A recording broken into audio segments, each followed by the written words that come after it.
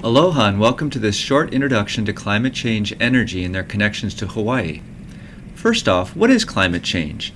According to the United Nations Framework Convention on Climate Change, it involves a change of climate which is attributed directly or indirectly to human activities. In other words, the globe is warming and we're doing it. While some might dispute this, if you listen to the scientific community, the debate is not about whether global warming is occurring, because there are mountains of evidence that it is, but rather about what will happen as a result of it and what can we do about it. Climate change will impact different places in different ways, so let's focus on Hawaii. In the recently published book, The Value of Hawaii, Dr. Chip Fletcher wrote a great chapter on climate change and its potential impact on Hawaii. He found the following environmental trends that are consistent with global warming: rising air temperature, decreased rainfall and stream flow, increasing seawater acidity, and increasing sea levels. These trends have the potential to cause many problems for us.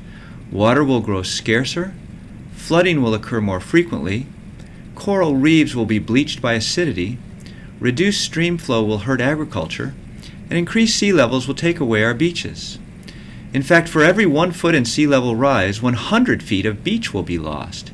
Here's a picture of what Waikiki might look like after just a 3-foot increase in sea level.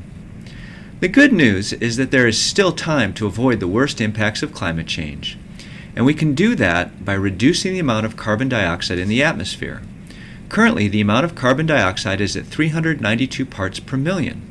Scientists say we need to stop the increase and get the amount of carbon dioxide back down to 350 parts per million. So in summary, climate change has the potential to make a dramatic impact on our quality of life in Hawaii, but we can avoid the worst effects by reducing the amount of carbon dioxide in the atmosphere. But what can we do in Hawaii as our part to help achieve this goal? It turns out that in Hawaii, the easiest way to reduce our carbon footprint is to reduce our energy footprint.